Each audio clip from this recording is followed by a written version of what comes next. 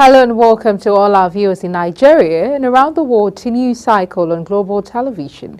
We're live in the nation's capital, Abuja. I am Queen Agaba. President Bola Tinubu has reaffirmed Nigeria's strategic position in Africa as a bastion of peace, saying the nation will continue to play its role as a stabilizer on the continent. Receiving a letter of credence from the Egyptian ambassador to Nigeria, Mohammed Ahmed, President Tinubu emphasized the shared commitment of both countries to promoting global peace and stability through collaboration within international organizations, such as the United Nations.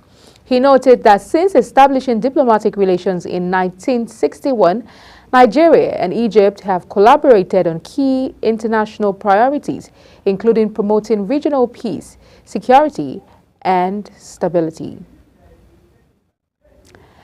President Bola Tinubu has extended his warm congratulations to the national leader of the Pan-Yoruba Socio-Cultural Group, Afenifere Pa Reuben Fasoranti, on the special occasion of his 98th birthday. President Tinubu, in a statement by his special advisor on media and publicity, Ajuri Ngelale, joined family, friends and associates to celebrate a paragon of integrity and peerless leader with a natural agency for rallying minds to the cause of peace, unity, and development. The president affirmed that Pa Fasoranti, as the leader of the respected Afenifere group, has brought honor and dignity to the organization and has also honed its voice as a noble and trenchant mouthpiece of the people. An aircraft belonging to ZexJet Airlines on Saturday skidded off the runway at the Murtala Mohammed International Airport, Lagos. The incident happened after landing at runway 18L when it skidded off the runway into the grass verge by B-5 aircraft. The E-145 aircraft departed the Nnamdi Azikiwe International Airport, Abuja, with 52 passengers and 2 crew members on board. Fire and rescue on ground to help in evacuation of the passengers. At the moment, runway 18L is closed to traffic. Prince Harry, on a 3-day visit to Nigeria to promote his Invictus Games, played a seated volleyball match with army veterans, most wounded in battle against the country's Islamist insurgency. The Duke of Sussex arrived with his wife Meghan on Friday in the capital Abuja, where they visited a school for an event on mental health in a trip that also saw the prince meet wounded Nigerian soldiers in the northwest. With chants of Team Harry when they scored, the prince's team took an early lead with players seated on foam mats, some missing legs, but they lost the match 25-21 to the commander's squad, Team CDS. Governor Siminalayi Fubara of Rivers State has ordered an immediate relocation of the legislative business of the State House of Assembly in Government House in Port Harcourt. The relocation order is contained in the state's official gazette. The order came about 24 hours after Victor Okojumbo, a lawmaker loyal to the governor, emerged as a new factional speaker of the House Assembly, and a few hours after a high court in the state barred the pro-Wike speaker and 24 other lawmakers from parading themselves as members of the assembly. The Nigerian Senate has approved the death sentence as a penalty for drug traffickers in the country as it passed through third reading the 2024 NDLEA Act Amendment Bill. The proposal was adopted when the Senate dissolved into a committee of the whole for close-by-close consideration of a report of the chairman of the Committees on Judiciary, Human Rights and Legal Matters and Drugs and Narcotics, National Drug Law Enforcement Agency NDLEA Act Amendment Bill 2024. Kikia Loma Okere tells us more. In the review of the penalty provision of the amendment bill towards strengthening the operation of the agency, a proposed amendment to the award a death sentence to the drug traffickers rather than just a life sentence was raised by Senate Chief Whip Ali Indume, which sparked debate among senators. I am surprised that the committee is recommending a softer punishment. It was a life imprisonment. In fact, we should change it to death sentence. This is practiced everywhere in this country that are serious about dealing with drugs. So when we come to take it close by close, please, distinguished colleagues, let's change that section 11 to read death sentence. When the matter was put to a voice vote, it appears the nay had it. However, when the question was put on a second vote, the Deputy President of the Senate ruled in favor of the ayes had it. Slight roar ensued as some lawmakers were displeased. Senator Adams Oshimole expressed his displeasure over what he considered a hasty consideration and passage of the amendment clause. We must be honest, transparent in the decision. I am accountable to my conscience and to my community. Death sentence is not a matter for a, nay or nay. Everybody should vote so that we will be counted. When it matters, those who vote for death and those who vote for punishment. No, you cannot. We take a vote. It's a fundamental issue. We are making law here. This is not a motion. I have responsibility for any law that I made while I'm in this parliament. No, we can't pass it because I don't believe that the highs have it. It's about life and death. The Deputy President of the Senate rejected an objection by Senator Oshimole to reverse the ruling, insisting that it came late, which is against the rules.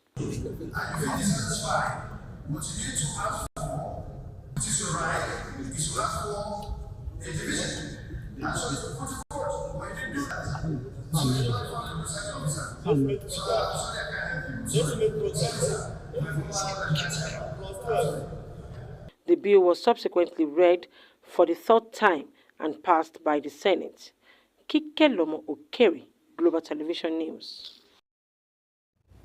A federal high court in Abuja has granted 100 million naira bail each to former Minister of Aviation Hadi Sirika, his daughter, and 2 others.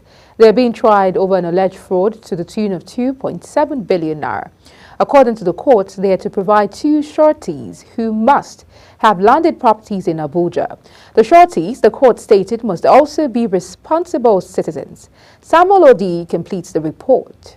The court also ordered the sureties to depose on affidavit of means and restricted the defendants from traveling abroad without its permission. Justice Orji ordered that the defendants should be remained in prison custody if they fail to meet their bail conditions, adding that the sureties must own landed properties within the Federal Capital Territory with valid titles. The counsel to the Economic and Financial Crimes Commission, Rotimi Jacobs, spoke on the bail condition granted by the court. One of the 2 cases filed against the former minister. So the first one is taken before this lordship here. So we are going to contend for the other one in another date. So, but the bail is at the discretion of the court. So it's for the court to decide whether it is adequate or not. So a counsel in his own right cannot criticize the judge whether the conditions are liberal or high or low, but I think it is fair. Yes, thank you. Well, there are other issues that were introduced, like the Nigerian Airways with Ethiopia something, which we added to it. So it was not there originally, but Nigerian Air matter is there are 2 counts on it. That's why we amended it. The condition that one of the surety must own property in Abuja and must deposit some money out or bond and all those things. So I don't think it's strenuous.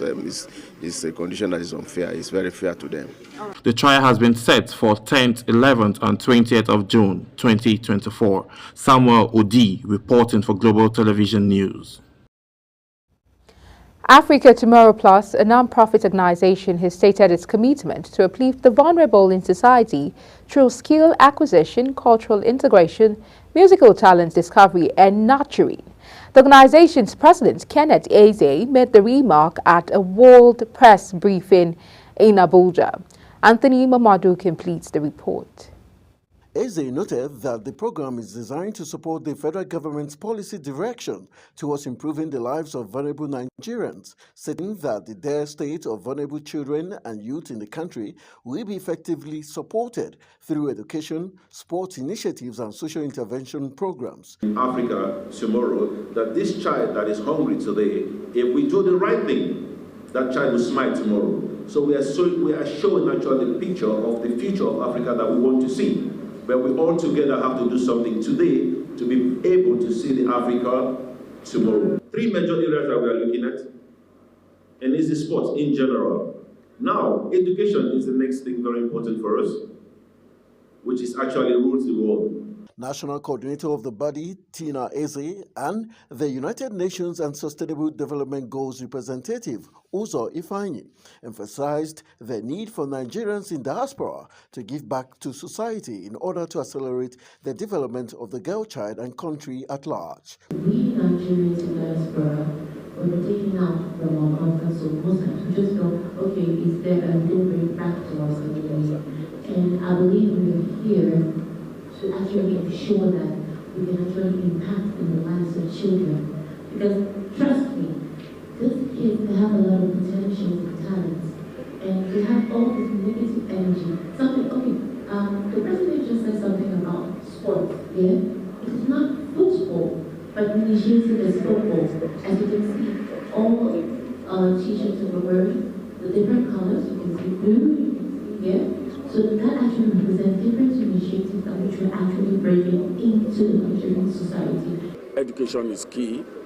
They should also look at the issue of climate change. Recently, you are very much aware that the government banned the use of this disposable in Lagos and all. These are issues of climate change. These are issues that even in Germany, they've conquered it. So if they bring such technology down here, it will definitely help the country to also move forward in terms of achieving the sustainable development goals in the area of climate change.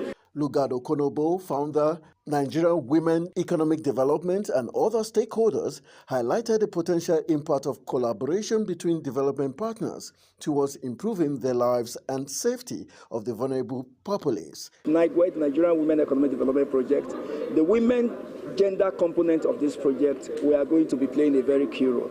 And that's the Federal Ministry of Women Affairs is supporting us, ensure that we got this venue that we have used today for today's event.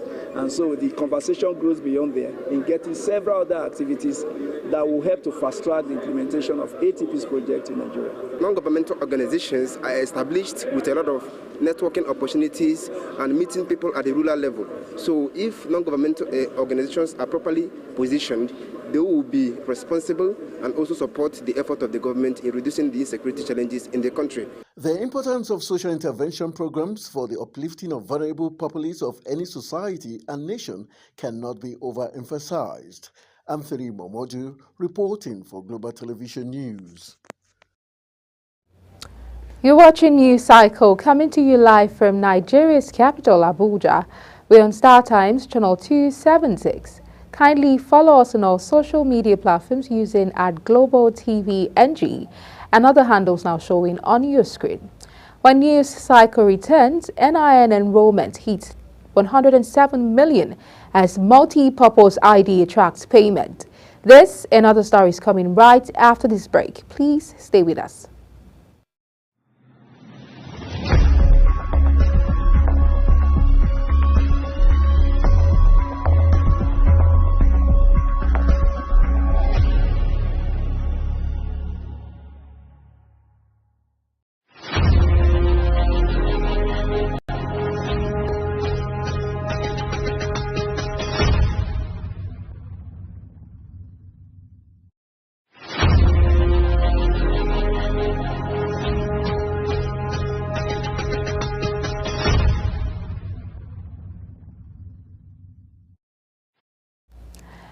Many thanks for staying with us. Now, if you've just joined us, this is Global Television bringing you live broadcast of the News Cycle.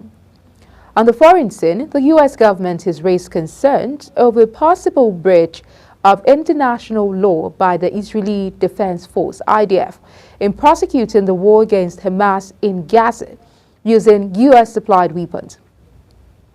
The U.S. State Department, in a report submitted to Congress on Friday, noted that it was reasonable to assess that those arms have been used in ways inconsistent with Israel's obligations. It, however, noted that the U.S. did not have complete information in its assessment and that shipments could continue.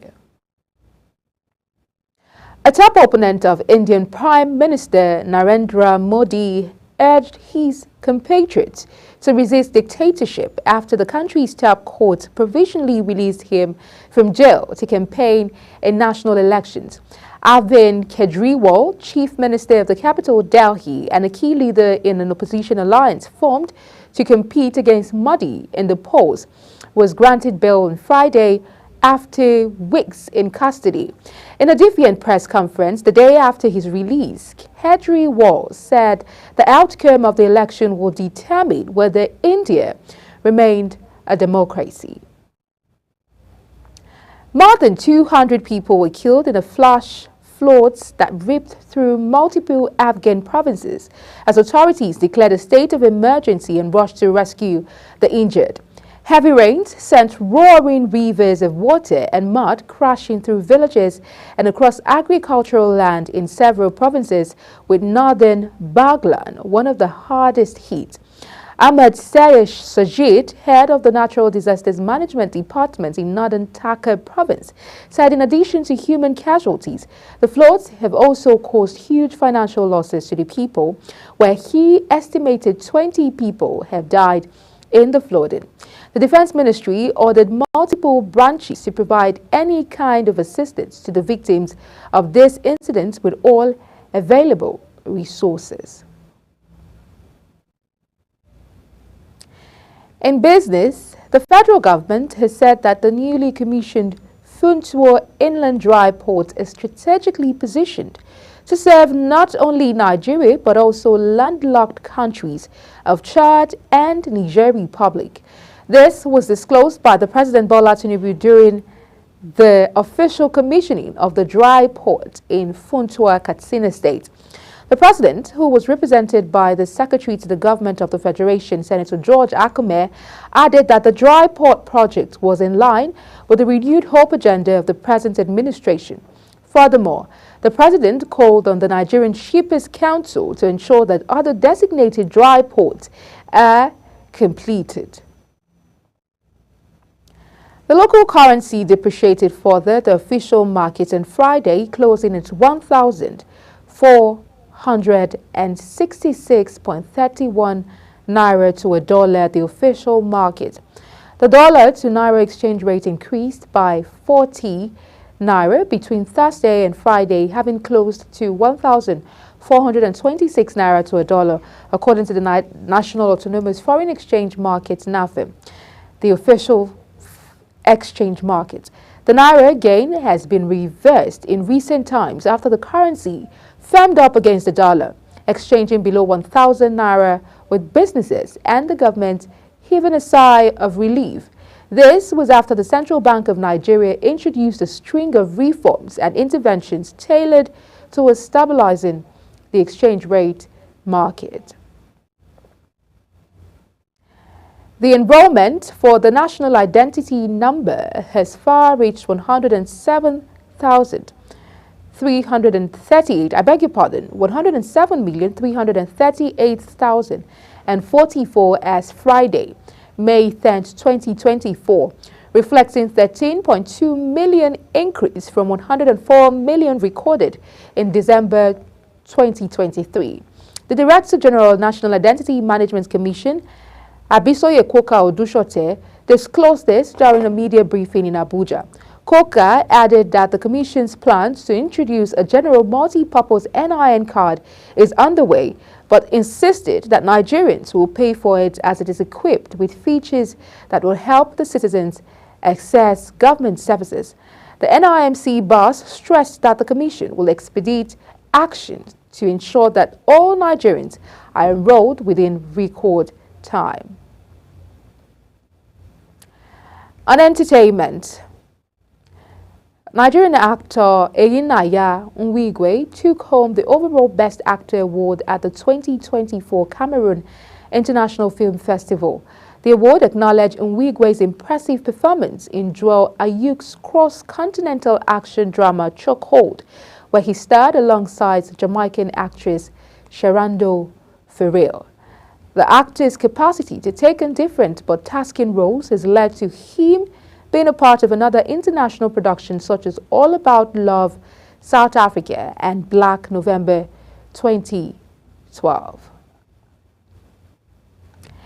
In sports, French President Emmanuel Macron says he hoped star footballer Kylian Mbappe will be freed up by his likely future club Real Madrid to take part in the Paris Olympics for France.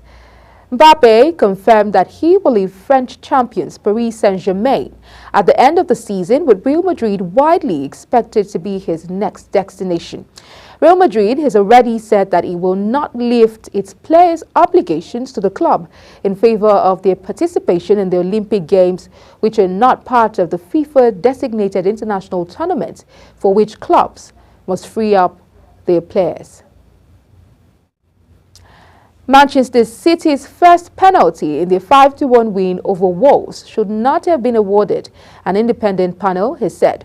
Wolves defender Ryan Aït-Nouri was penalized after colliding with City defender Josko Vardoyle in the area. A 5-person key match incident panel voted by a 3-2 majority that referee Craig Paulson should not have given a spot kick. However, it unanimously agreed the video assistant referee was correct not to intervene. And that's it on the news cycle, and it came to you live from Nigeria's capital, Abuja. We're on Star Times, channel 276. Kindly follow us on all social media platforms using @GlobalTVNG and other handles now showing on your screen. I'm Queen Agaba. Thank you for watching and see you again.